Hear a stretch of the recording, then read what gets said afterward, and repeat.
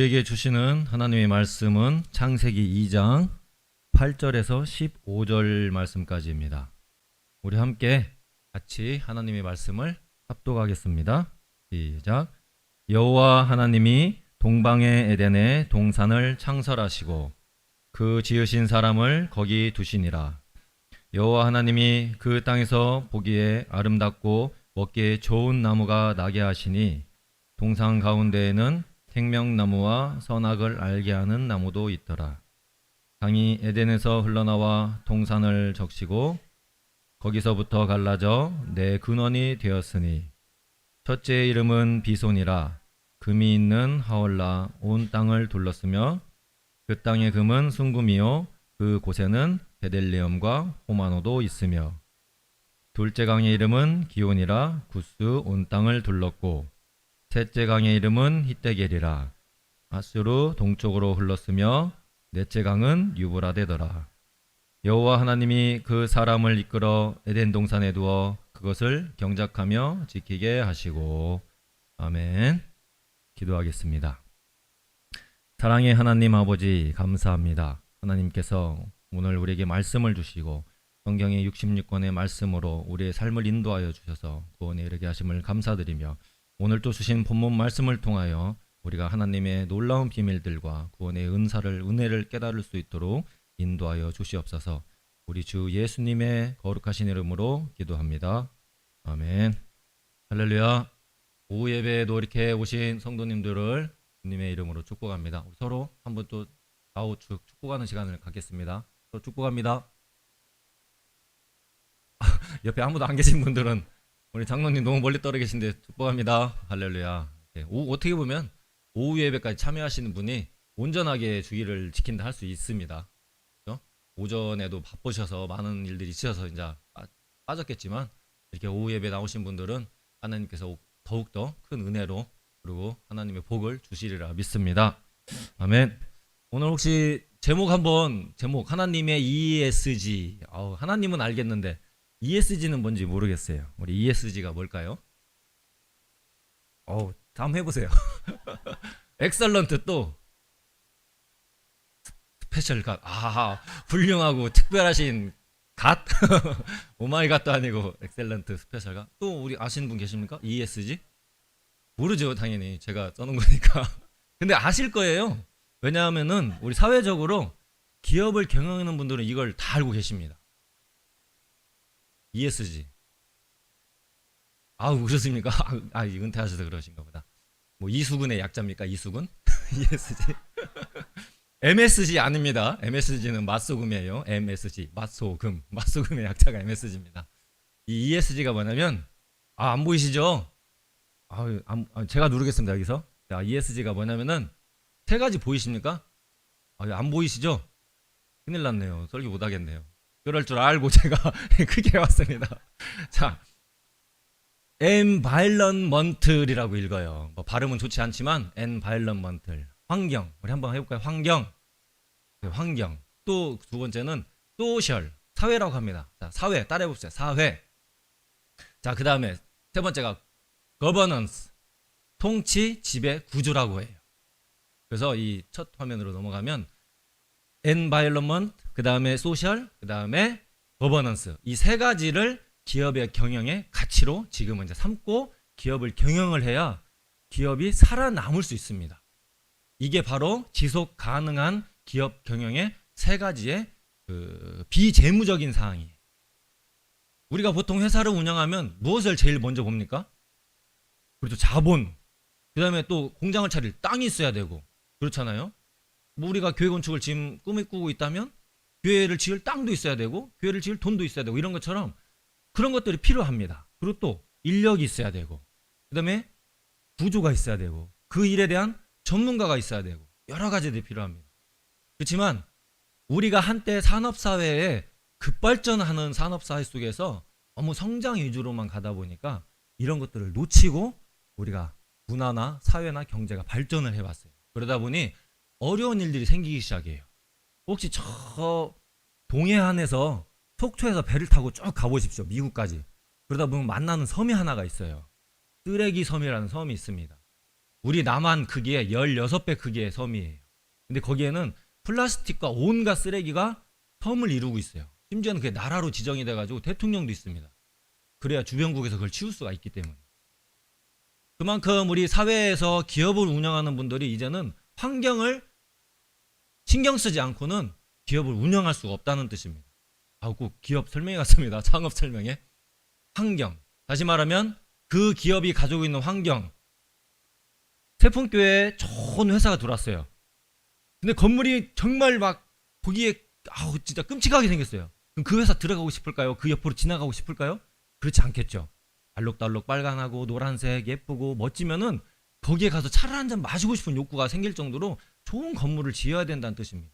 그리고 또 다시 말하면 환경을 파괴하는 경영을 해서는 안 된다는 것입니다. 그리고 주변에 많은 사람들이 봤을 때 좋게 여기는 환경 속에서 기업을 해 나가야 된다는 것입니다. 두 번째는 무엇이냐면 소셜, 사회라는 것입니다. 사회 말 그대로 사회의 통념과 상식을 벗어나는 기업을 운영을 해서는 망한다는 뜻입니다. 우리 어떻게 했죠? 우리 지금까지 군대에서 이런 용어가 있습니다. 죄송합니다. 비속어를 써서 까라면 까 뭐 이런 용어들이 있어요. 근데 그렇게 회사 운영을 해서는 안 된다는 겁니다. 내 독구다이의 내 고집으로, 다시 말하면 사회의 모든 일원들이 함께 어우러져 나갈 수 있는 기업을 경영을 해야 그 기업이 지속 가능하게 계속 유지가 된다라는 개념이 바로 사회 소셜입니다. 그래서 우리가 SNS의 그 앞글자가 소셜이지 않습니까? 주고받는 것들, 지금은 바로 옆집에서 밥그릇만 하나 사도 그 옆집에서 뭘 샀는지도 아는 시대가 바로 지금 시대입니다. 세 번째는 거버넌스, 통치라고 합니다. 지배구조인데 이 거버넌스는 바로 우리 어떻게 보면은 회사로 치면 이사회라든지 무슨 뭐 사장, 뭐 회장, 임원들, 그런 어떤 기구에 있는 분들이라 할 수도 있겠습니다.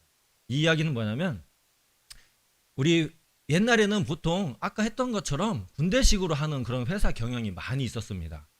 그냥 하라면 해야 되는, 회식 자리 가서 내가 술도 못 먹는데 난 가기 싫은데 막 이렇게 했는데 막 억지로 먹으라고, 한 잔 받으라고 받아서 야 이렇게 결국에는 그 직원이 운전하고 가다가 사고가 나가지고 사망에 이르는, 결국에는 이런 좋지 않은 지배구조.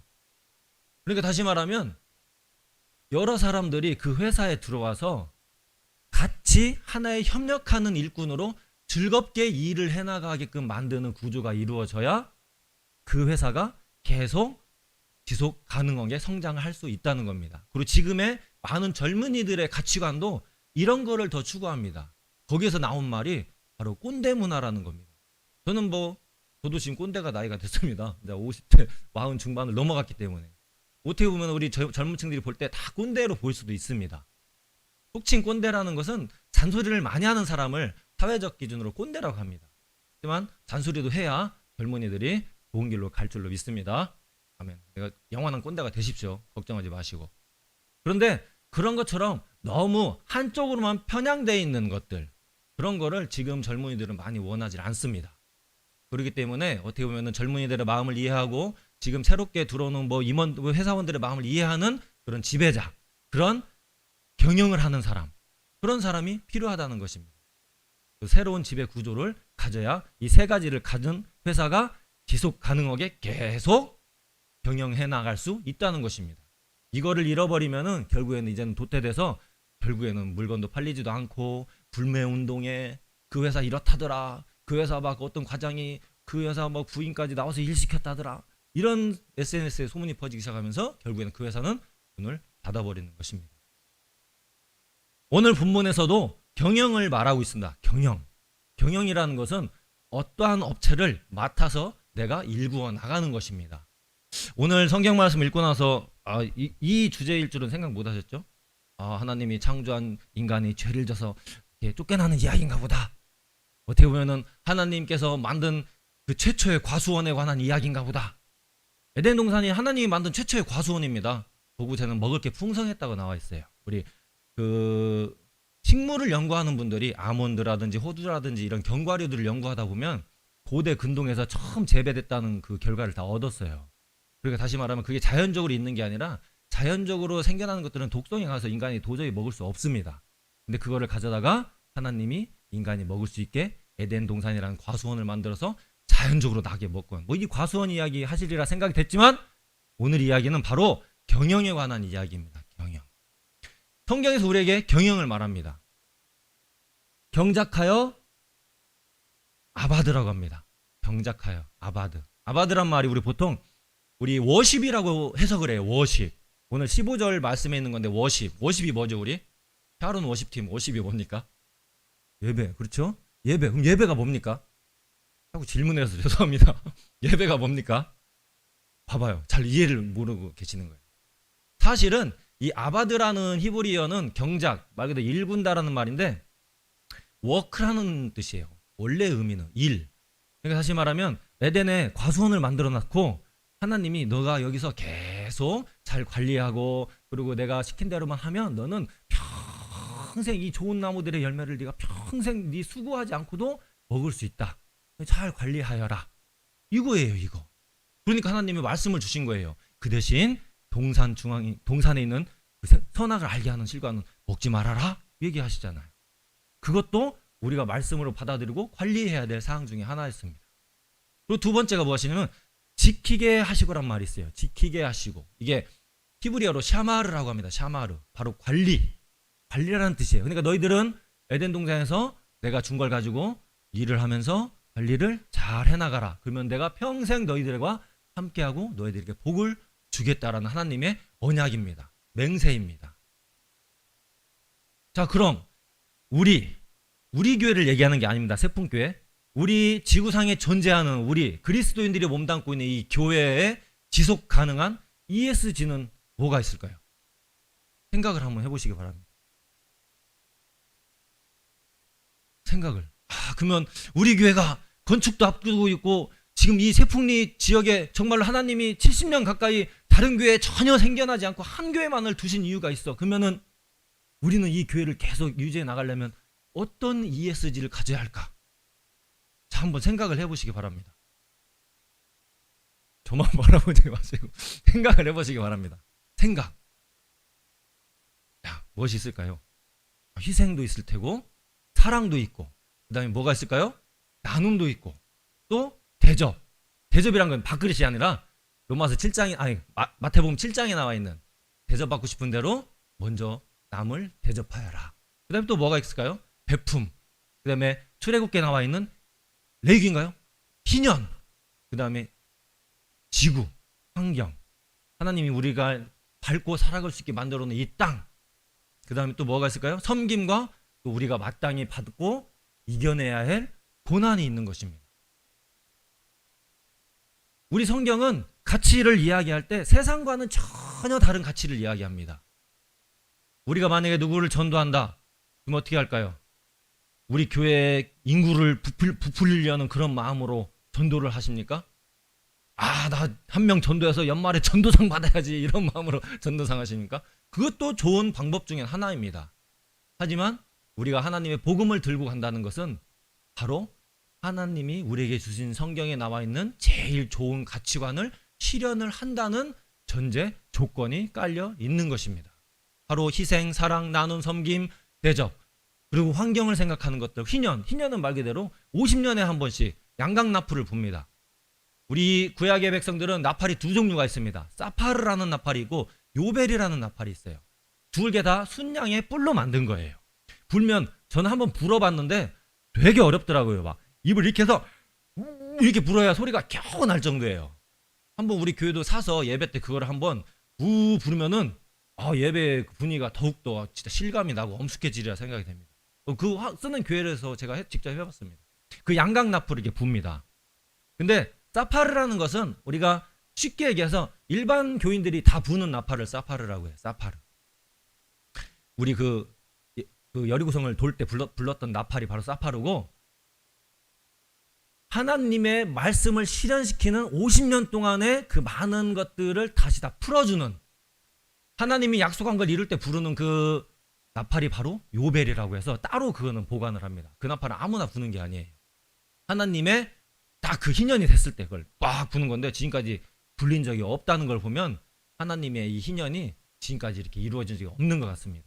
그러면 우리는 이런 것들을 실현을 해내야 바로 우리 세풍교회를 비롯하여서 이 세계의 많은 교회들이 지속 가능하게 계속 성장해 나갈 수 있는 것입니다. 자, 넘어가죠. 그리고 기타 등등도 많이 있습니다. 이 외에 성경에는 우리가 정말로 하나님 우리에게 주신 여러 가지의 가치관들이 엄청나게 많이 있습니다. 그래서 그거를 성경 읽으시면서 잘 찾아내시기 바랍니다. 그걸 만약에 우리가 잃었을 때 그 결과가 있습니다. 바로 무엇이냐면은 영원한 생명인 것입니다.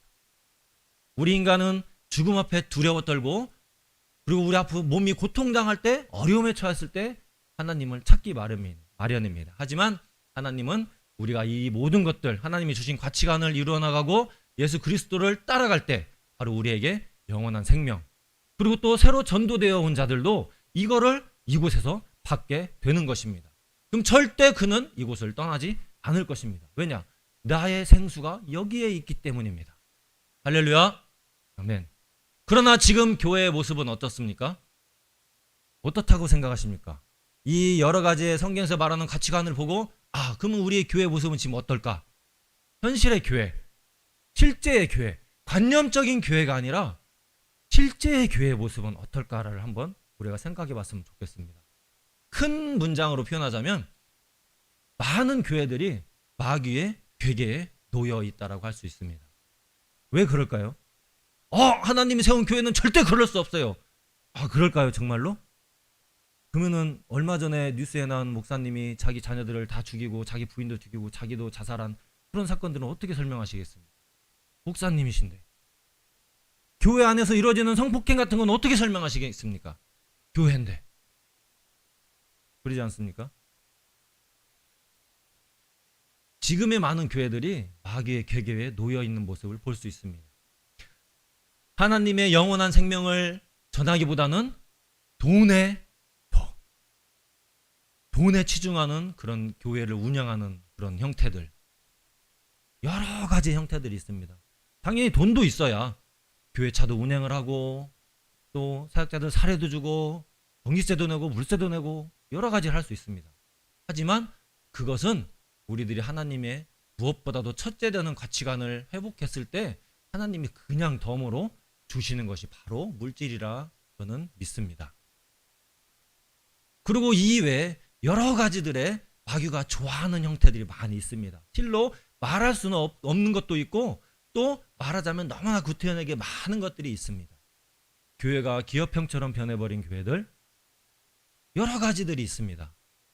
이 안에서 하나님을 찬양하고 그리고 아픈 자가 와서 그 아픔을 고침받고 병들은 자가 일어서고 이런 하나님의 기록된 말씀과 같은 이적들이 일어나는 교회가 아니라 30년, 60년, 70년을 다녀도 물질 때문에 어렵고 아플까봐 덜덜덜 떨고 이런 상태로만 있는 교회들이 너무나 많다는 것입니다. 그러면은 누가 좋아할까요? 마귀가 좋아하는 겁니다. 마귀. 이 뿔난 마귀가 잘 되고 있어. 그렇지. 나의 역할은 하나님의 영광을 가리는 거야. 하하하. 잘 되고 있어. 예배는 계속 나와. 하지만 기도하지 마. 예배도 대충 드려. 목사님 설교 1년에 뭐 한 400번 듣는 거 다 똑같은 설교야. 뭐 찬양인도 다 열심히 해. 에휴, 누구나 다 할 수 있는 거야. 너도 할 수 있어. 이러면서 그러니까 대충. 우리 성도님들은 그러지 않으리라 저는 믿습니다. 그런 모습도 저는 본 적이 없습니다. 할렐루야. 자, 그러면 어떻게 되냐? 제로가 됩니다. 제로. 뭐가 제로가 될까요?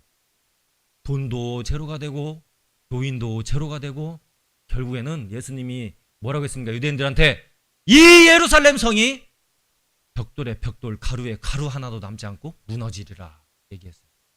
유대인들이 그때 그러고 살았어요. 돈밖에 몰랐고 그러고 살았습니다. 하나님의 가치를 다 잃어버렸습니다. 자, 그러면은 이제 우리는 어떠한 노력을 해야 될까요? 무슨 노력을 해야 될까요? 답을 아까 다 얘기 들었습니다. 이행숙 선생님 맞추시려고 지금 안간힘을 쓰고 미간을 막 이렇게 하면서 맞추시려고. 그렇지요. 하나님의 ESG를 다시 회복하는 겁니다. 회복. 리바이벌이라고 해요. 리바이벌. 하나님에게 다 있습니다. 우리가 무언가를 만들어낼 수가 없어요. 다시 하나님이 제일 기뻐하는 거 성경에 뭐라고 얘기했죠? 죄인이 회개하고 돌아오는 거라고 얘기했습니다.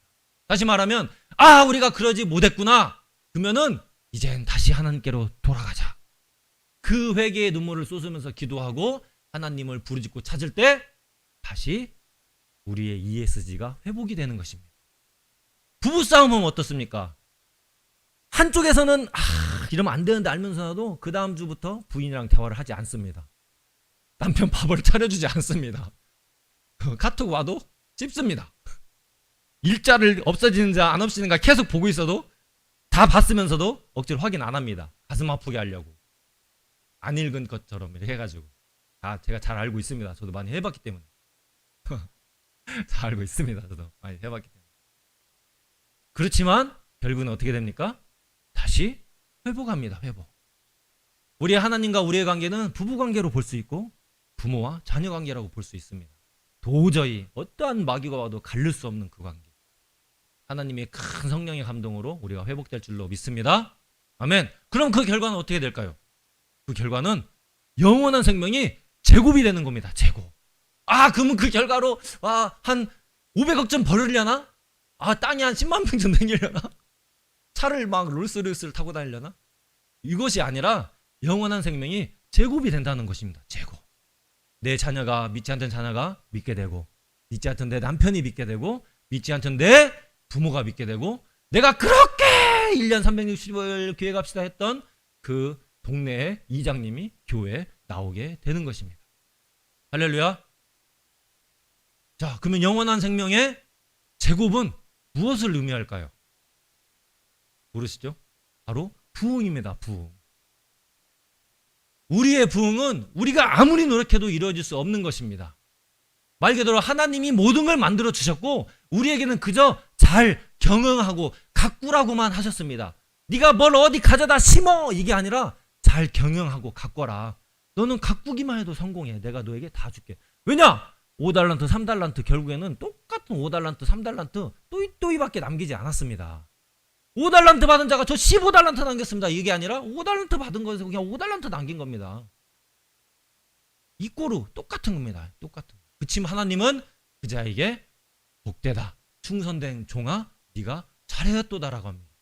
우리가 전도, 교회에서 교회를 부흥시키기 위한 것들이 그렇게 어려운 게 아닙니다. 하나님의 가치관을 실현시켜 나가면서 우리가 사람을 대하고 이 땅을 대하고 이 사회와 이 환경 이걸 대한다면 이 세품교회는 하나님이 지속 가능하게 계속 발전시켜 주시리라 믿습니다.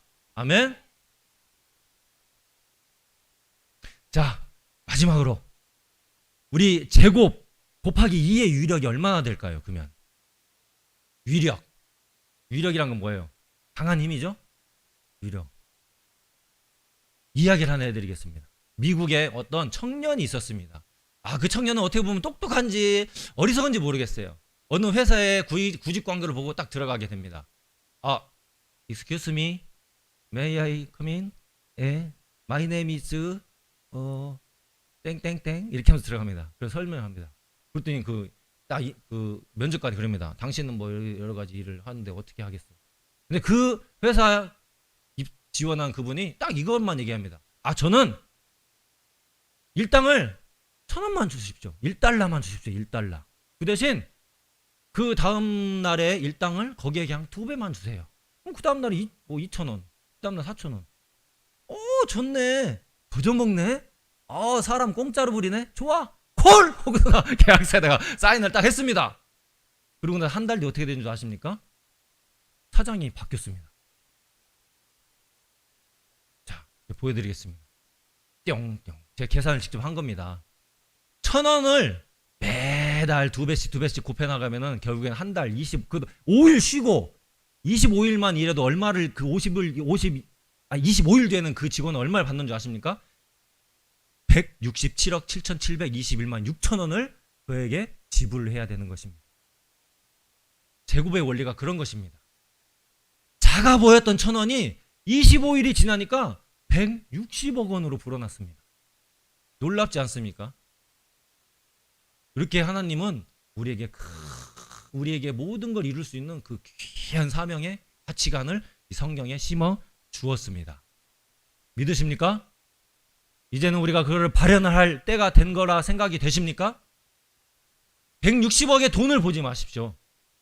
이 일을 이루실 하나님을 기대하시길 바랍니다. 할렐루야. 2024년 어떻게 영광스럽게 제가 또 오후 예배 이렇게 첫 예배 설교를 맡은 거를 하나님께 감사드리면서 우리 성도님들과 정말로 그리고 하나님이 우리에게 주신 모든 것들을 가지고 2024년을 부흥시켜 나가는 저와 여러분들이 되길 소망합니다. 기도하겠습니다.